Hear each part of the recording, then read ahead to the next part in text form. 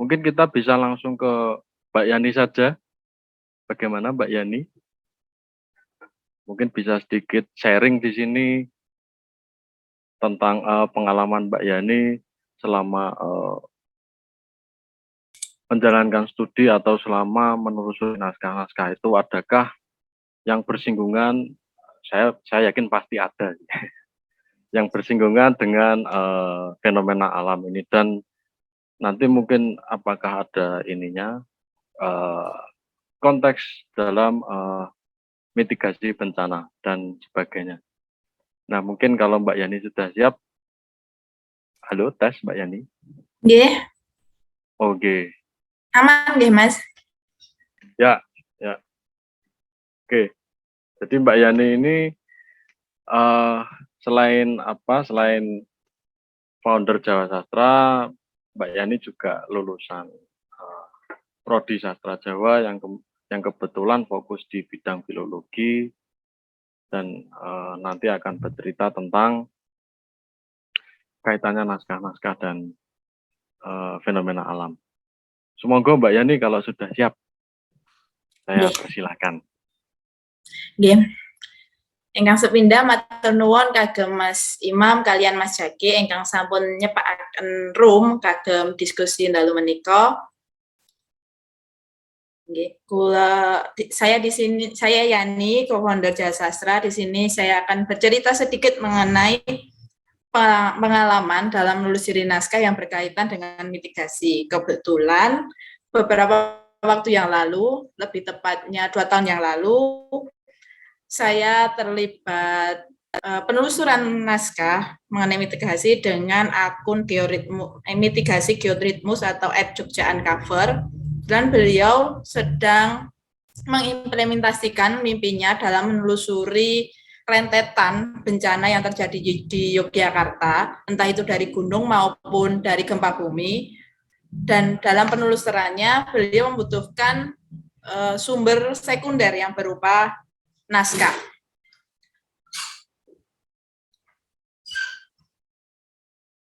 Nah, dalam perjalanannya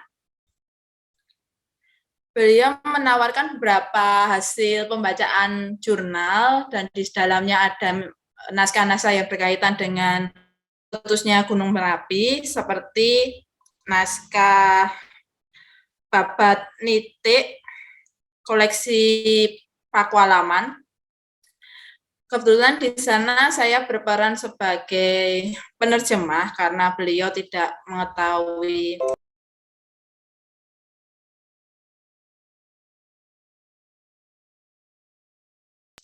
tidak bisa membaca bahasa Jawa Baru. Saya terlibat di itunya, penerjemahannya.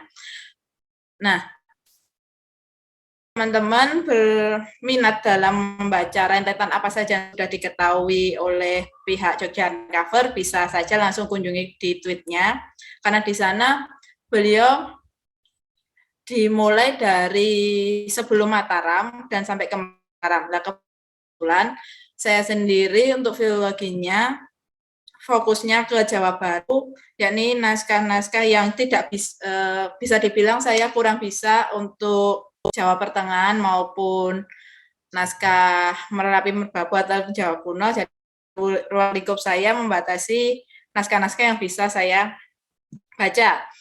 Salah satu naskah yang saya tawarkan pada Jogja Uncover pada saat itu yakni koleksi British Library, judulnya Javanese Legendary History. Mungkin akan saya share screen.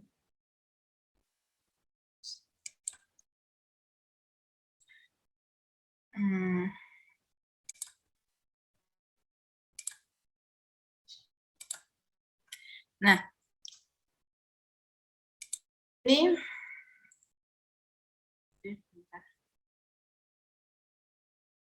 naskah Legendary Javanese History ini sebenarnya memang tidak berfokus pada satu peristiwa tertentu, namun ini kumpulan cerita. Bagi saya cerita rakyat yang ditulis oleh Tumenggung. Kalau di sini ditulis oleh Kanjeng Tumenggung Sumodiningrat. Dari banyak cerita itu saya menemukan 2 cerita yang menarik. Pertama adalah cerita mengenai Sultan Nggrum yang berkunjung ke Jawa, dan yang kedua mengenai perang antara jin dan manusia.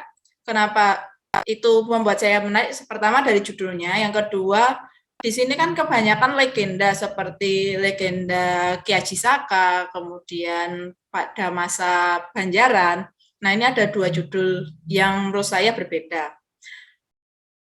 Kebetulan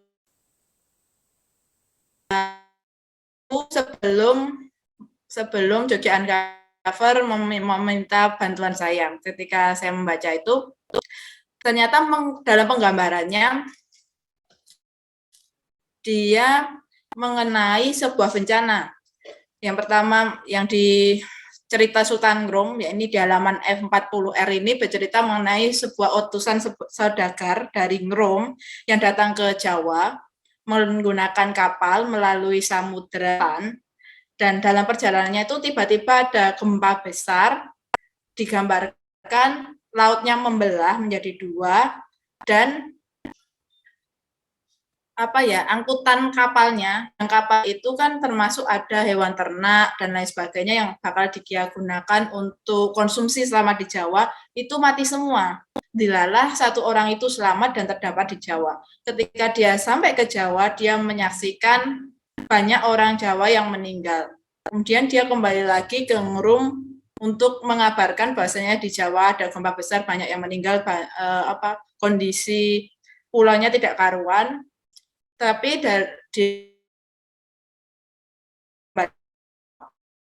sayangnya dalam cerita ini kan tidak bisa diambil satu kesimpulan. Pertama, tidak ada tahun dalam cerita itu yang dimaksudkan tuh tahun berapa sih ceritanya. Yang kedua, karena dia kumpulan cerita dan itu ditulis zaman Sumodiningrat, berarti akhir HB1 awal HB2, akhirnya kan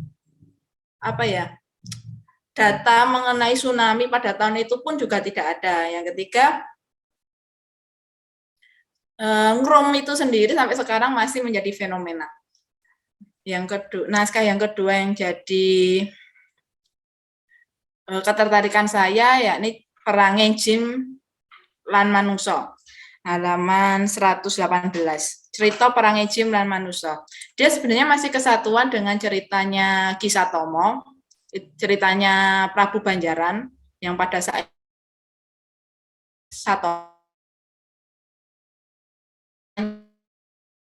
perang di daerah itu. Semua prajurit bersiap-siap, kemudian mereka tapi tidak tahu musuhnya itu siapa, makanya mereka bilang itu jin. Nah, jinnya itu ada di darat dan di wiyat atau di langit, tapi tidak bisa dilihat. Hanya saja jin itu terus menghujani batu dan kerikil.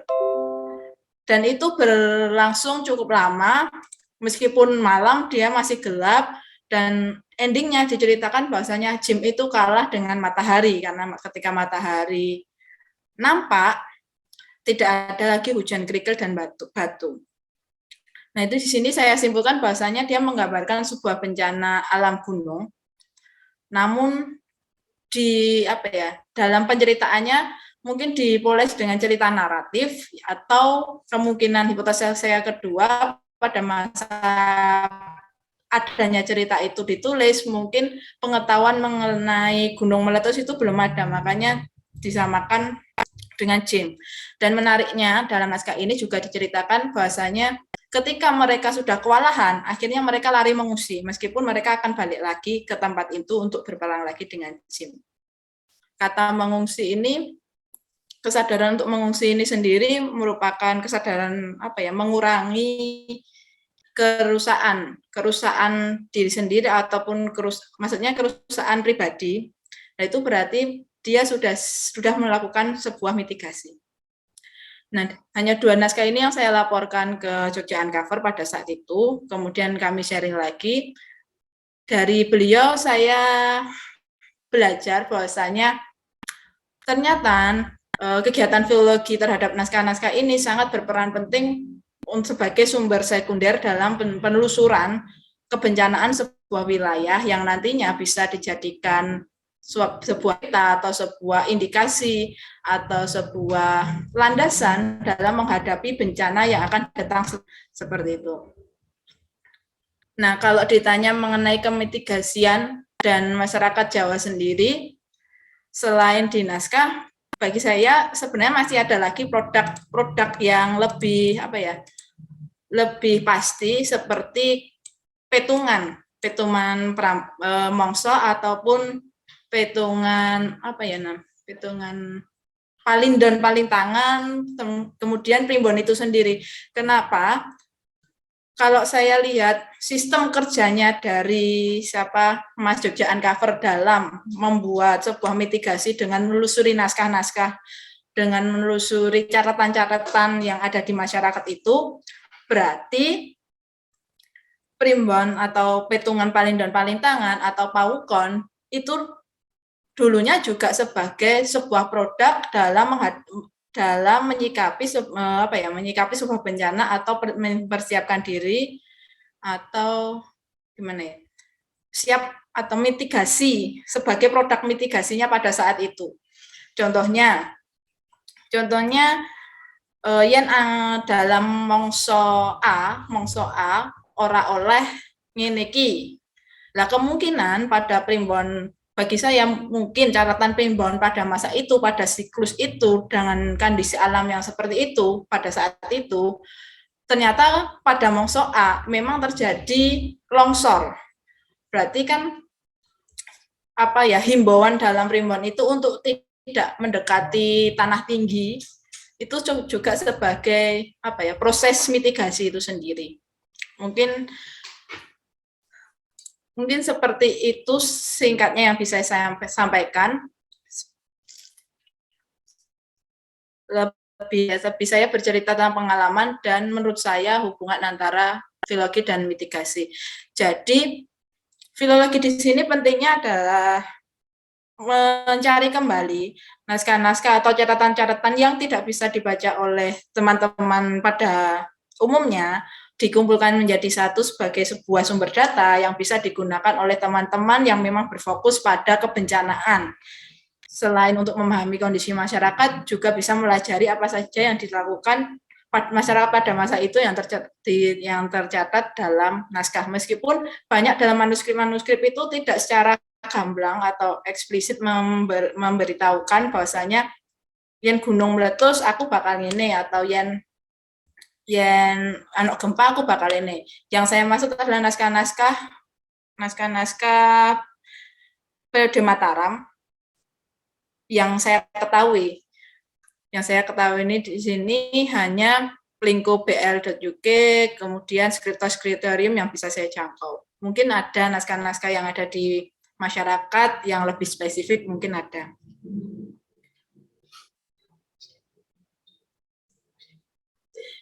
Di sini saya memiliki salah satu contoh produk naskah yang berasal dari masyarakat. Nah, satu wilayah itu dia rawan gempa, letaknya di daerah bantaran Kulon Progo, Kali Progo lebih tepatnya. Kalau kita tahu primbon itu kan primbon yang luas atau pawukon yang luas atau palindon palintangan yang luas.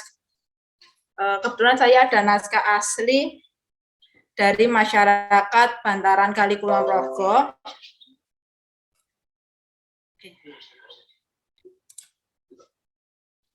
Dari bantaran kondisinya cukup memprihatinkan. Di sini mencatat apa saja yang terjadi di desa itu pada masa tahun sekitar 1800-an.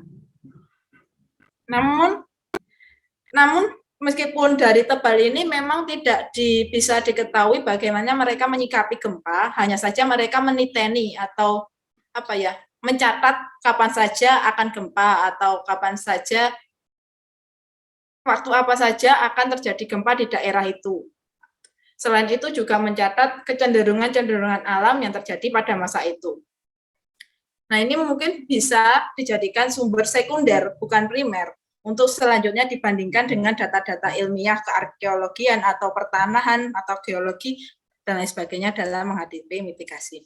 Mungkin hanya itu yang bisa saya sampaikan, karena tadi hanya sekedar mengantar, nanti lebih fokus ke pemaparan Mas Rendra yang lebih spesifik dan lebih mendalam mengenai mitigasi dan filologi. Jadi kurang lebihnya saya mohon maaf dan terima kasih. Ini matur nuwun Mbak Yani tadi pembuka yang cukup paling tidak bisa menjadi pengantar bagi kita semua bahwa ya catatan di masa lampau itu bisa menjadi satu rujukan untuk bagaimana kita mempersiapkan mungkin atau bisa menjadi semacam kajian dan lain sebagainya dalam hal mitigasi bencana. Meskipun pada masa lalu juga karena memang teknologi belum secanggih sekarang, jadi belum ada penelitian secara mutakhir ya. Jadi paling tidak bisa dilihat dari polanya dan bisa dipelajari atau bahkan dijadikan rujukan untuk menanggapi potensi-potensi fenomena alam.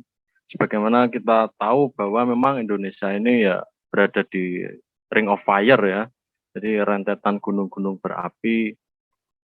Jadi juga diceritakan bahwa ada catatan tentang gunung meletus yang digambarkan juga dengan ada peristiwa tsunami, tapi hal itu dianggap sebagai kekuatan jin ya. Jadi memang karena ya kembali lagi memang pada waktu itu belum ada teknologi yang canggih. Sekarang meskipun sudah ada pada dasarnya sudah ada awareness dari masyarakat pada waktu itu bahwa fenomena alam itu bisa terjadi kapan saja di Indonesia ini, dan ada juga catatan yang menerangkan bahwa bagaimana masyarakat pada waktu itu menanggapi atau mempersiapkan tentang kejadian-kejadian alam yang terjadi pada waktu itu. Nah ini juga kebetulan ini juga sudah ada Mas Rendra juga. Selamat malam Mas Rendra. Selamat malam. Ya, semoga ya. terdengar. Iya, terdengar jelas Mas ini. Oh ya, jadi memang tadi itu saya lupa menyampaikan ya. Jadi di diskusi ini itu berawal dari saya Pak Zaki yang mencoba untuk urun ide ke Mas Rendra, berawal dari tweet viralnya ya tentang tanggapan kemarin letusan bukan letusan ya awan panas di Semeru, dan kebetulan juga Mas Rendra juga sempat menyinggung tentang bagaimana pentingnya membaca catatan masa lalu sehingga bisa dijadikan pembelajaran secara reflektif bagi kita semua bagaimana kedepannya di samping kita mengandalkan teknologi yang sudah ada sekarang, itu tidak ada salahnya kita juga menengok sedikit kembali ke belakang tentang catatan-catatan masa lampau, dan ketika kita sudah menemukan poin-poinnya dari dijelaskan dari catatan masa lampau, mungkin niscaya kita bisa menemukan benang merah antara kerja filologi itu dengan kaitannya mitigasi bencana, dan semoga juga sesuai dengan ide Mas Rendra bahwa ada cita-cita filologi bisa dijadikan sebagai satu ilmu yang bisa dipelajari semua masyarakat, dan kemudian terbentuklah komunitas-komunitas di masyarakat juga yang insya Allah juga bisa menjadi satu organisasi masyarakat yang berbasis startup nggih Mas Rindra nggih, demi cita-cita ke depan supaya filologi ini bisa menjadi satu ilmu yang lebih mutakhir.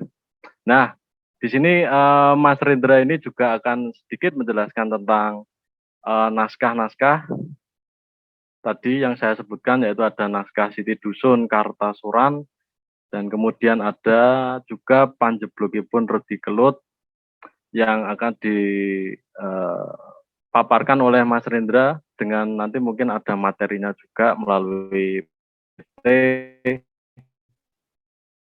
Nah, untuk waktu dan tempat, monggo Mas Rindra, saya persilahkan kalau sudah Siap. siap. Selamat malam, matur nuwun Mas Imam Oke, dan Mas. Mbak Yani. Terus siapa? Tadi ada Zakaria juga ya yang sudah bergabung. Malam ini banyak banget ya teman-teman yang hadir. Senior-senior juga banyak yang hadir. Mas Abi. Kemudian ada siapa lagi ya? Beberapa teman yang saya kenal dan ya wes intinya selamat malam, selamat bergabung di program ini, program sama-sama. Jadi memang sebenarnya malam ini tuh momennya nggak terlalu akademik ya. Saya cuma pengen cerita banyak bagaimana tentang mitigasi dan dunia naskah. Ya nanti akan nyinggung ke ruang kebudayaan yang lain yang terkait dengan mungkin antropologi dan arkeologi seperti itu. Nah, cuma karena saya banyak belajar tentang naskah-naskah Jawa dan mungkin belajar prasasti gitu ya. Jadi mungkin malam ini saya akan mencoba menyampaikan apa yang menarik gitu antara relasi dunia filologi dan dunia kebencanaan. Gitu ya. Saya pribadi mungkin tidak terlalu banyak ya tahu tentang kebencanaan. Dulu terakhir saya ikutnya yang jadi relawan gitu tahun 2010 di Gunung Merapi, kemudian beberapa tempat yang lain begitu. Jadi saya melihat bagaimana masyarakat Jawa itu punya rekaman yang mungkin bagi kita orang-orang modern, orang-orang yang terkait dengan empirisme itu agak meremehkan ya, ruang-ruang yang mereka percayai. Misalkan bagaimana folklore Gunung Merapi yang ada di situ, ada Gadung Mati, ada Kiai Pro, Mbah Juma dan seterusnya. Itu ada beberapa makhluk halus yang dipercaya untuk penanda Gunung Merapi begitu. Nah, malam ini tuh sebenarnya berangkat dari yang disampaikan Imam tadi bahwa kemarin sempat kita sedang berduka ya, tidak hanya Gunung Semeru, saya pikir ada gunung-gunung yang lain juga yang sedang meletus ya. Misalkan terkait itu ada Sinabung, kemudian Merapi hari ini sampai hari ini juga masih dalam kondisi siaga dan saya pikir perdebatan cukup panjang. Nah, berangkat dari Twitter kemarin itu ceritanya banyak media yang menyorot mitigasi bencananya kemana gitu, badan vulkanologinya kemana, terus akad kemana gitu. Nah itu yang sebenarnya saya terus bikin utas dan jadi viral ya, misalnya dibagikan hampir 3.000 orang dan disukai hampir 10.000 orang sekarang. Jadi ternyata mungkin filologi jadi ruang yang penting juga diturunkan ke dalam ruang-ruang yang lebih sederhana kayak gitu.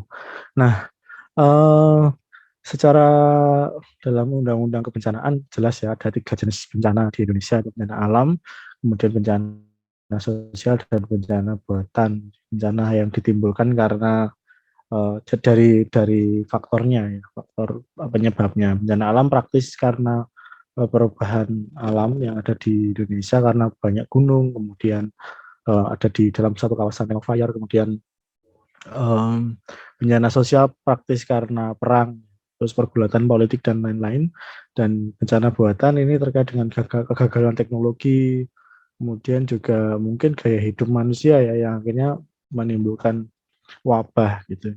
Nah, menurut Bau Sastro jelas ya Bancono itu bisa berarti dua, yang artinya sebuah ilusi gitu ya, tipuan, dan artinya tentang alangan atau boyo gitu.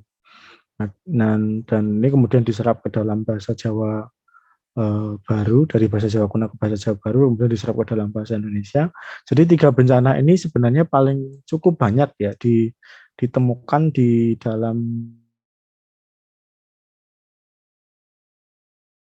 kehidupan kita sehari-hari. Bahkan ketika hari ini wabah itu juga sebenarnya bagian dari bencana yang kita hadapi hari ini ya. Jadi pagebluk ya, orang Jawa 100 tahun yang lalu disebut dengan pagebluk dan seterusnya.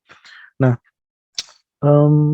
mungkin saya akan sedikit memaparkan prasasti yang dibaca oleh senior-senior ya, ada di Museum Nasional dan tempat-tempat yang lain. Misalkan kita berangkat dengan prasasti Rukam. Ya. Prasasti Rukam itu prasasti yang memuat di sekitar Mataram kuno. Mungkin itu tentang Gunung Sindoro Sumbing, dan kita tidak tahu karena teksnya tidak terlalu detail ya di situ. Di situ menyatakan bahwa ada sebuah desa ya, Wanua Idro, ada yang menerjemahkan Jero, sangkayan hilang dening guntur. Nah, kalau kita buka kamus Jawa kuno ya, di sini ada Mas Abi, ada Zakaria yang juga fokus di Jawa kuno. Itu tentang guntur itu nanti ada banyak istilah yang digunakan dalam Ramayana, Mahabharata, tentang lewu guntur, tentang bagaimana bencana Gunung Merapi itu sudah dikenal ya cukup lama oleh masyarakat kita di Jawa, setidaknya tahun 900-an Masehi begitu. Nah, itu tentang lewu guntur, jadi tentang lahar dingin gitu ya. Jadi lewu guntur itu tentang abunya yang terkena banjir dan kemudian meluluhlantahkan banyak tempat. Nah, dari prasasti Rukam itu kita bisa tahu bahwa ada desa-desa yang hilang karena bencana alam, dan kemudian dibangunlah desa baru dan dijadikan sima untuk penghormatan kepada Nini Haji gitu ya, kepada nenek raja gitu. Dengan berbagai macam tafsirnya. Nanti silahkan baca sendiri di riset-riset tentang prasasti Rukam ini. Ada yang menafsir Rukam ini desa baru itu, ada yang berpendapat bahwa Rukam ini desa yang hancur karena bencana itu. Nah, Rukam sebenarnya adalah nama pohon ya. Nama pohon yang kita kenal di Indonesia juga. Biji-bijinya seperti berwarna merah gitu. Nah, dari situ saya melihat, oh ternyata desa-desa itu banyak juga ya yang hancur gitu. Saya pikir ketika prasasti itu dibuat, itu hanya bercerita tentang pembuatan sima, seperti desa-desa pada umumnya. Sima hanya dibuat untuk Padarma dan seterusnya, tapi ada juga sima yang dibuat karena bencana. Gitu. Ini catatan yang cukup tua yang kita perlu perhatikan. Dari catatan ini banyak teman-teman arkeolog yang mungkin menafsir desa yang hilang ini mungkin diibaratkan seperti liangan dan seterusnya. Pun inskripsi pendek di liangan beberapa kali pernah dibaca oleh Pak Gunawan Sambodo gitu. Bagaimana di situ ada inskripsi pendek di langkan pagar bangunan begitu, ada istilah patapan dan seterusnya. Tetapi tidak pernah menyebut ini liangan sebagai Rukam gitu. Tapi bisa disinyalir bahwa memang mungkin Sindoro atau Sumbing menghancurkan banyak desa ya, tidak hanya desa Rukam. Kebetulan atau desa yang sebelum Rukam ini dalam tafsir yang lain itu kemudian kita jadi tahu bahwa ada desa-desa yang memang ditinggalkan gitu. Nah, kemudian kenapa saya fokus desa, memang dari sejak S1 saya fokus pada naskah-naskah Siti Dusun. Pun hari ini saya juga akan memaparkan naskah-naskah yang hanya yang saya pelajari terkait dengan tanah-tanah pedesaan gitu. Mungkin nanti teman-teman bisa menyumbangkan hal yang lain ya, pengetahuan yang lain. Kemudian prasasti yang lain adalah prasasti Teluron gitu ya. Ini saya tidak sempat mengeditnya lebih baik begitu karena kecepatan waktu saat saya membuat PowerPoint ini. Jadi dalam prasasti Tluron itu ditemukan di sekitar Prambanan sampai dengan Sambisari.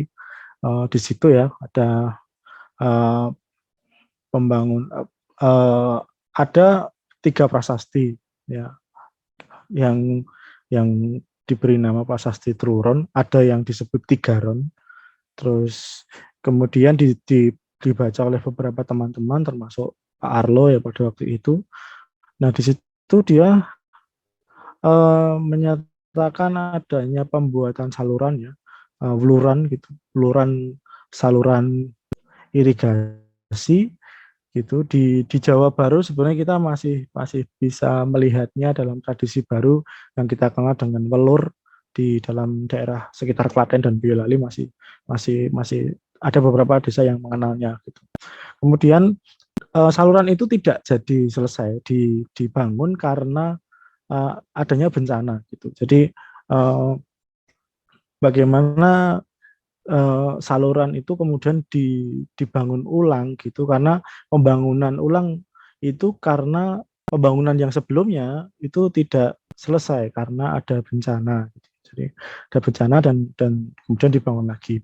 Nah, beberapa pendapat menyatakan bahwa bencana yang menutup saluran ini atau menghancurkan saluran ini adalah banjir dan lahar dingin yang ada dari Merapi ya di abad ke-9 gitu. Nah, ini juga salah satu prasasti yang cukup menarik ya untuk kita pahami detail gitu bagaimana bangunan-bangunan penting di era Mataram kuno itu ya salah satunya hancur karena bencana alam ya. Mungkin ini juga yang kemudian hari ada sebuah teori bagaimana perpindahan Mataram kuno ke Jawa Timur itu karena bencana alam gitu. Tapi kita juga bisa berpendapat yang lain untuk hal itu.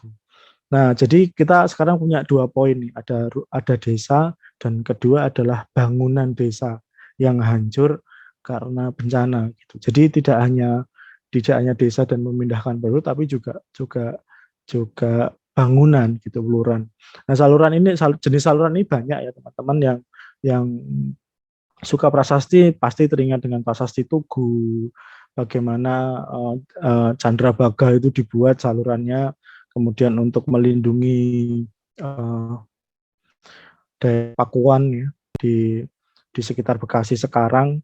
Nah, kemarin saya juga sempat main ke candi-candi yang ada di situs sana, kemudian di daerah Karawang ya, di Bekasi Utara. Nah, di situ kita bisa melihat ternyata ada, kalau melalui geolistrik ya, kita bisa melihat ada sungai-sungai bawah tanah yang sekarang mungkin tertutup di bawah persawahan gitu, yang kemudian itu dipercaya sebagai saluran di dalam prasasti Tugu. Kemudian beberapa prasasti yang ada di Jawa Timur juga ada ya tentang saluran-saluran ini. Ini cukup banyak, kajiannya juga cukup banyak tentang prasasti yang tentang saluran ini. Kemudian prasasti Warunggahan kemarin jurnalnya Pak Gunawan juga membahas tentang ini. Jadi ada sebuah desa Perunggahan ya, dan itu ikang tang prasasti ilang rikalaning bumi kampa gitu. Kampa itu tentang gempa ya. Menurut penerjemahannya Pak Gunawan gitu. Dan bagaimana ini juga sama seperti tadi ya, ketika kita ngamati Tluron itu saluran air lama nggak jadi dikerjakan karena bencana, kemudian raja menunjuk pegawai baru untuk membangun saluran itu lagi. Sebelumnya juga prasasti Rukam ada desa lama yang hilang karena gunung berapi, kemudian pembangunan desa baru dan dibuat Sima di situ. Nah, di sini yang hilang adalah prasastinya. Prasasti hilang rikala bumi kampa. Jadi prasasti ini hilang, kemudian ditulislah prasasti Warunggahan ini gitu. Nanti bisa dibaca detail di tulisannya Pak Gunawan Sambodo di Berkala Arkeologi gitu ya, tentang saya lupa ya udah diterjemahkan ke dalam bahasa Indonesia belum ya. Kalau teman-teman bisa bahasa Jawa kuno silahkan nanti diakses setelah ini atau sekarang juga bisa diakses di situ. Nah, prasasti ini juga menarik ya karena prasasti ini kan kompleks sekali. Ya sekarang saya jadi agak sedikit paham bahwa prasasti bisa tidak hanya tentang sima kan, tentang supata, bagaimana tentang linggapata, bagaimana tentang prasasti yang mungkin ada di Gapura, dan prasasti yang bersifat pengumuman seperti prasasti Sangkara yang secara material dia seperti ditempelkan di dalam sebuah bangunan begitu. Nah, prasasti ini hilang karena gempa ya. Karena gempa prasasti ini hilang, kemudian dibuatlah prasasti baru. Prasasti Warunggahan baru di masa-masa berikutnya gitu. Nah, ini juga menarik ya. Jadi ada desa, ada bangunan, bahkan prasasti itu diperbaharui ketika ada bencana gitu. Nah, ini hal-hal yang cukup menarik ya. Kita amati bahwa dalam berbagai layer zaman, bencana itu selalu hadir dalam kehidupan kita. Dan yang terjadi dengan pembacaan saya yang serba sederhana dan serba pendek ini, mereka selalu melihat prasasti sebelumnya untuk membuat sima baru, untuk membuat saluran baru, untuk membuat prasasti baru. Nah, ini bagian dari yang saya pikir mitigasi bencana yang cukup menarik ya. Bagaimana ruang-ruang baru itu diamati dengan melihat ruang-ruang lama yang terkena bencana. Gitu. Nah, itu yang bisa cukup untuk kita diskusikan malam ini. Kemudian dalam manuskrip, saya tidak akan pakai banyak manuskrip, tadi sudah disinggung banyak oleh Yani ya. Prasasti manuskrip yang pernah saya teliti ini koleksi Raja Pustaka. Naskah ini sekarang tidak berangkat tahun, kemudian bagian depan dan belakangnya hilang. Kemudian ketika hampir 2 tahun atau 3 tahun saya mempelajari naskah ini, saya jadi paham, mungkin naskah ini naskah baru, tetapi teksnya adalah teks yang sangat lama, karena di sini tidak ada pembagian wilayah antara Kasunanan dan Kasultanan maupun Mangkunegaran. Di sini Mataram masih menjadi satu wilayah yang besar begitu, dan wilayah-wilayahnya masih berada di dalam satu wilayah. Kemudian wilayah tanah-tanah Sunan itu masih menempati banyak tempat yang mungkin hari ini berada di wilayah Kasultanan, misalkan di Kota Gede. Nah, dari beberapa kompendium naskah Siti Dusun, lagi-lagi naskah ini ya, karena ini naskah yang menjadi karya kecil-kecilan saya gitu. Jadi semua naskah-naskah tentang tanah dan desa saya kumpulkan sampai ke prasasti dan mungkin kalau bisa sampai ke tradisi lisannya begitu. Saya melihat istilah yang menarik dalam naskah ini dengan istilah pecah keladon gitu. Jadi pecah itu kan artinya mati. Nah, kemudian keladon itu dari kata ladu. Ladu itu banyak versi ya, orang berpendapat ladu itu bisa berarti tanah tegalan, ada yang bicara ladu itu seperti debu pasir yang dari tanah, dan ladu juga bisa berarti lahar dingin itu sendiri gitu. Jadi ladu berasal dari Gunung Merapi yang meletus dan kemudian lahar dingin itu menghancurkan desa-desa. Nah, dari teks ini dari Siti Dusun di koleksi Raja Pustaka, dan yang mengeluarkan pendapat bahwa teks ini Kartosuran ini penelitian saya. Tetapi naskah ini oleh Ibu Nancy disebut dengan naskah Siti Dusun dan pernah dikatalogkan lebih awal sebelum Ibu Nancy itu tahun 1912 kalau nggak salah. Itu pendataan Raja Pustaka yang paling awal tentang naskah-naskah yang ia miliki. Tetapi teks dari naskah ini memuat wilayah-wilayah yang itu setidaknya berasal dari Kartosuronan akhir setidaknya, atau mungkin lebih awal lagi juga bisa ya. Ini juga menjadi satu diskusi lebih lanjut. Nah, ada di sini tetilar Kamangunegaran ing trayem karya sewu kaya pecah keladon 800. Jadi tanah yang tinggalannya si Mangunagoro ini punya tinggalan tanah di Trayem dengan jumlah 1000 karya.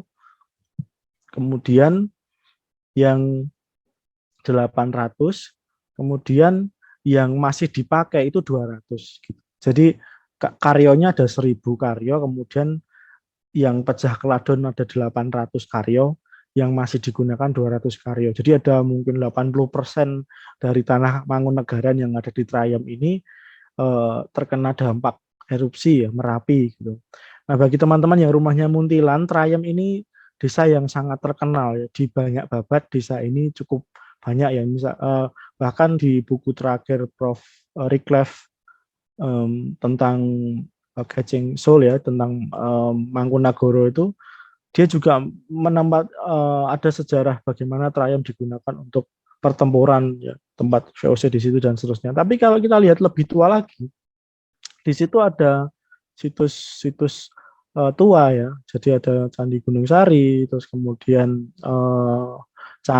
prasasti Canggal ditemukan di situ, ada di sekitar situ gitu. Jadi daerah situ nanti kalau teman-teman dari Jogja ke arah Magelang mulai masuk ke Muntilan, ke kiri jalan itu ada Kelurahan Trayem namanya. Nah, di situ memang secara kearsipan banyak diarsip di babat-babat memang itu masuk di wilayah Mataram Islam, kemudian diberikan kepada Mangunagoro sebagai penewu begitu. Kemudian desa-desa yang lain ada desa Getah Sawit, kemudian ada desa yang tidak ada namanya, punyanya Singokerto gitu. Terus yang di Jatisari saya nggak tahu ya, Jati Santun itu di mana, kemudian punya punya Singokerto yang ada di Trayem, terus punya Surodipo yang ada di Mawis dan ada di Tanjung. Ini desa-desa yang dalam naskah ini dikumpulkan bahwa bagian ini adalah desa-desa di wilayah Mataram yang pecah keladon. Tapi yang jadi pertanyaan saya, jadi apakah desa ini dekat dengan Trayem gitu? Itu menjadi pertanyaan bagi saya dan mungkin bisa jadi diskusi ya malam ini. Dan sampai hari ini ketika saya pernah riset tentang desa ini bersama Balai Taman Nasional Gunung Merapi ya, tentang mitigasi bencana, kemudian beberapa kali diskusi dengan teman-teman BPBD di Jogja, terus SAR Magelang gitu kan. Kebetulan kenal beberapa orang begitu, saya mendapatkan banyak data bahwa sampai hari ini Trayem pun masih dalam wilayah desa yang rawan bencana gitu. Tetapi faktanya naskah ini tidak banyak loh diketahui oleh teman-teman yang ada di sekitar situ gitu. Dan 2010 daerah situ bagian yang tepian sungai juga terkena dampak lahar dingin lagi gitu. Nah, itu juga jadi masalah ya. Jadi di masa kemungkinan besar masa Kartosuro daerah ini sudah pecah keladon. Kemudian temuan-temuan arkeologis yang ada di situ juga dalam kondisi terkena lahar dingin, tetapi masyarakat hari ini juga masih menggunakan desa itu. Gitu. Nah, ada ketidaksinambungan lama yang terkait bagaimana naskah-naskah dan temuan-temuan arkeologis tidak linear gitu ya, tidak sejajar dengan ruang mitigasi, atau mungkin karena bidang ini tidak banyak diketahui orang banyak, akhirnya orang-orang tidak menggunakan sumber acuan ini. Naskah Siti Disun ini menjadi penting karena ini bukan naskah babat ya, ini naskah arsip gitu. Jadi kalau lihat tulisannya itu memang hanya untuk ngarsip aja. Kebenaran atau tidaknya kita bisa cek di lapangan ya, satu-satu nama-nama desanya itu. Nah, ini yang cukup menarik dan penting gitu. Jadi sumbangan filologi untuk mitigasi bencana secara khusus di Gunung Merapi dan arkeologis epigrafis secara khusus di Gunung Merapi dan ruang yang lain itu juga penting kita perhatikan.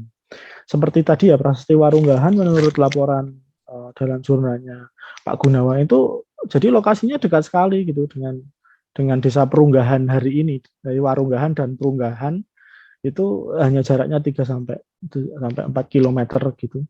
Nah, di situ dan memang mungkin saja hari ini terlihat dia tidak ada apa-apa, tapi sebenarnya kita punya layar-layar rekaman arsip, kemudian naskah, kemudian prasasti yang sebenarnya bisa kita gunakan untuk mitigasi bencana. Seperti yang terjadi Semeru hari ini kan. Jadi sebenarnya daerah situ kan daerah Candipuro itu kan memang dulu memang ada situs arkeologis yang hancur ya karena letusan Semeru begitu di kawasan Candipuro itu gitu. Dan Candi Puro itu candinya udah nggak ada sekarang, sudah hancur gitu. Itu juga salah satu bentuk laporan arkeologis yang menarik ya. Tapi mungkin kenapa kok mereka nggak mau pindah ya karena ada urusan soal ekonomi dan lain-lain gitu. Kemudian sebagai penutup pemantik diskusi, jadi orang Jawa itu melihat gunung selain dalam tradisi Jawa kuno ya, kita memandang gunung-gunung dibawa dari India terus kemudian dibawa sampai ke Jawa dan berakhir di Gunung Penanggungan, puncaknya jatuh jadi Semeru dan seterusnya, atau di Tangkuban Panggilaran dan sampai di masa Jawa Baru ya. Jadi mungkin sampai masa modern ini, jadi pandangan Jawa modern ketika dia melihat gunung meletus itu ada asosiasi-asosiasi tertentu terhadap misalkan kelahiran orang besar gitu ya. Kita bisa baca biografinya Soekarno, Soeharto gitu. Dia selalu menandai kalau Soekarno lahir ketika kelut meletus misalnya. Itu sangat khas bagaimana babat-babat Jawa mencatatkan kelahiran orang-orang besar. Kemudian kematian orang besar ini juga pernah menjadi satu riset teman di UNES ya, si Avi itu bagaimana surut dalam Hamengkubuwono ke-7 itu juga disertai dengan gunung meletus dan angin ribut. Kemudian dalam babat Pakunegaran dan babat Kemalon juga menunjukkan hal yang sama. Bagaimana nanti bisa baca detail dari risetnya Pak Reklef ya. Bagaimana pecahnya Mangkubumi dan Mangkunegoro dan kemudian lahirnya perang suksesi yang semakin besar itu ditandai dengan meletusnya Gunung Kelut. Itu menarik kita amati. Kemudian berakhirnya sebuah perang ketika orang Pajang mau menyerang Panembahan Senopati itu juga ditandai dengan Gunung Merapi yang meletus, bahkan dikisahkan menutupi serangannya prajurit gitu. Jadi rentang panjang itu kita bisa melihat sudut pandang orang Jawa secara mitik, secara ada pandangan dalam kacamata barat kita anggap sebagai mitologi. Itu ruang-ruang yang orang-orang Jawa memandang tanda-tanda alam itu juga berkaitan dengan perubahan manusia atau tanda-tanda pagebluk dan lain-lain. Nah, itu bisa kita amati di banyak naskah ya, apalagi dalam Jawa Baru ada banyak naskah ini dan belum tergarap. Mungkin hanya ada 1-2 yang kemarin dilakukan oleh LIPI ya, Mas Eko Yulianto, bagaimana geomitologi, adanya tsunami, adanya Gunung Merapi kemudian diuji, terus kemudian ada sesar vertikal di pantai selatan dilakukan oleh LIPI, dan di situ membuktikan bahwa benar ada tsunami yang kira-kira dating tahunnya itu mendekati Panembahan Senopati ketika dia menjadi raja. Dan itu sebagai simbol dalam naskah kan disebutkan bagaimana pertemuan Panembahan Senopati dan Kanjeng Ratu Kidul itu dibarengi ikan-ikan kepanasan, kemudian laut menjadi panas, banyak ikan mati yang dari laut, dan kemudian ada ombak besar dan seterusnya.